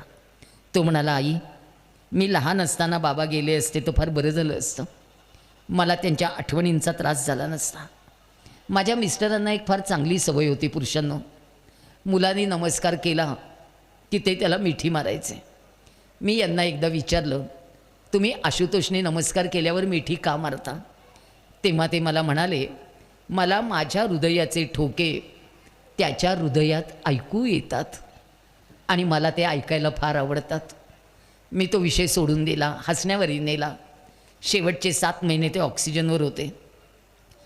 ज्या दिवशी ते सिरियस झाले मी त्याला कळवलं. तो पहाटे 3:30ला आला. गेट वाजलं नाही, दार वाजलं नाही, बेल वाजली नाही, कसलाही आवाज झाला नाही आणि हे मला सांगतायत दार उघड, तो आलाय. मी म्हटलं, बाबा दरवाजा नाही वाजला? ते म्हणाले, नाही, माझ्या हृदयाचा प्रत्येक ठोका मला जाणीव करून देतोय की तो कुठेतरी जवळ आहे. मी जाऊन दार उघडलं. आशुतोष बूट काढत होता. तो एकदम दचकला. मी म्हटलं, काळजी करू नको, बरेच जरा. तो पटकन आत गेला. त्यांनी वडिलांना उठून बसवतं केलं, नमस्कार केला. दुबळ्या दुबळ्या हाताने त्याला मिठी मारायचा प्रयत्न केला आणि त्या दिवशी हे गेले. अग्निसंस्कारांच्या वेळेला गुरुजींनी सांगितलं, आशुतोष बाबांना नमस्कार कर. तो म्हणाला, माझ्या वडिलांना मी नमस्कार केला की मिठी मारलेली आवडते, मी आत्ता स्मशानात मिठी मारू? गुरुजी म्हणाले, तू मिठी मार. काळाच्या पडद्याआड सगळं जाणार आहे बाबा. आपल्या माणसाचं जाणं खूप अवघड असतं. जिवंतपणी किंमत कळत नाही, पण नंतर ती किंमत कळत असते. तू मिठी मार. त्यांनी वडिलांना मिठी मारली. त्यांचे 100 पापे घेतले आणि आभाळाला पाझर फुटेल एवढा हंबरडा फोडून पोरगं रडलं आणि घरी येऊन मला सांगितलं, आई आज ठोके संपले, आज स्पंदनं संपली. मी म्हटलं, नाही बाळा, भारतीय संस्कृतीतली स्पंदनं कधीच संपत नाहीत. आजपासनं तू तुझ्या मुलाला मिठी मारायला सुरुवात कर. तुला तुझ्या हृदयाचे ठोके त्याच्या हृदयात ऐकूच येणार आहेत. पुरुषांनो, हे स्पंदनांचं संक्रमण आहे, हे ठोक्यांचं संक्रमण आहे. एका पिढीने दुसऱ्या पिढीकडे सोपवायचं आहे. त्यामुळे सगळ्यांना हात जोडून विनंती, छोट्या छोट्या कारणांसाठी घरातली भांडणं बंद करा. छोट्या छोट्या कारणांसाठी हेवे दावे सगळे सोडून द्या. नाहीतर पुढच्या पिढीला काका राहणार नाही, आत्या राहणार नाही, मामा नाही, मावशी नाही. पुढची पिढी पोरकी होऊन जाईल. पुढच्या पिढीला कृपा करून पोरकं करू नका. मला परत परत बोलवत जा, मी येईन. आज बोलवलं, खूप छान वाटलं. सुरुवातीला मला तो 1 तास वेळ म्हणजे इतकं अवघड वाटत होतं, काय बोलू. पण आज मी तुमच्याशी निम्मा विषय बोलली आहे. निम्मा विषय पुढच्या वेळेला येईन तेव्हा बोलेन. महाराज, तुम्ही मला इतक्या सन्मानपूर्वक 100 वेळा फोन केलेत. मी तुमचे मनापासून धन्यवाद व्यक्त करते. आणि एकदा सोलापूरला या. एकेका दिवसाचं बाळ कसं जगतं ते बघायला या. बाळांनी टाकून दिलेले आईवडील कसे जगतात ते पण बघायला या. माणुसकीचा तमाशा आहे, काय करायचं. सोडून देता येईल ना सगळं? माणसांना आपलं मानता येईल का? खरा विचार. पसायदानात लिहिलंय ना, भूता परस्परे जडो मैत्र जीवांचे. करू विचार. आणि जाता जाता तुमच्यातल्या 5 तरुण आयांनी जरा स्टेजवर या.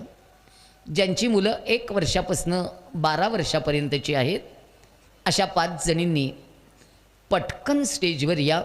मी तुम्हाला संपन्न मातृत्वाचा आशीर्वाद देणार आहे.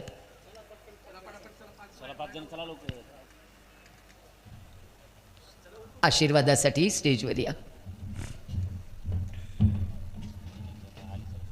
5 जणींनी या.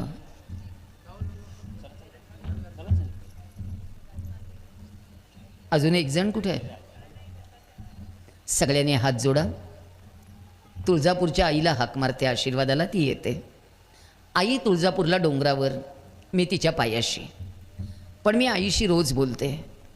देवाशी खूप बोलावं, देवाची भीती नाही बाळगायची. मी आईला हाक मारते, दार उघड, दार उघड, दार उघड आई, दार उघड. धर्म संकटात आई दार उघड. शिवबांच्या आईच्या हातात तलवार दिली साई. कट्टर धर्माभिमानी पिढी घडवण्याचा आशीर्वाद दिला साई.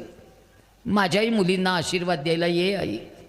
आशीर्वादाला ये, आशीर्वादाला ये. मुलींनो, सूर्याचं तेज तुमच्या कुंकवावर आहे. तारणकर्तीचा ऐश्वर्याचा पदर तुम्हाला लाभलाय. हातातल्या बांगड्या तुम्हाला जबाबदारीची जाणीव करून देतात आणि पायातली जोडवी तुम्हाला माणसं जोडायला शिकवतात. अशी तुम्ही भारतीय स्त्री आहात, याचा आम्हाला अभिमान आहे. पुढच्या पिढीची आई तुम्ही, पुढच्या पिढीचा वारसा तुम्ही. भारत आता विश्वगुरू होणार आहे. विश्वगुरू होण्याच्या मार्गावरची आई तुम्ही. संपन्न व्हा, समृद्ध व्हा, जिजाऊ व्हा बाळांनो, जिजाऊ व्हा, जिजाऊ व्हा. रस्त्याने जाताना कुणी इस्टेट विचारणार नाही. 2 प्रश्न नक्कीच विचारणार, मुलं किती आणि काय करतात. अभिमानाने सांगता येईल अशीच तुमची बाळं असली पाहिजेत.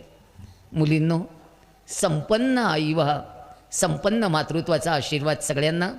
मला परत परत बोलवा, मी नक्की येईन. पुन्हा एकदा धन्यवाद व्यक्त करते. रामाच्या चरणी ही सेवा रुजू करते. नमस्कार, धन्यवाद.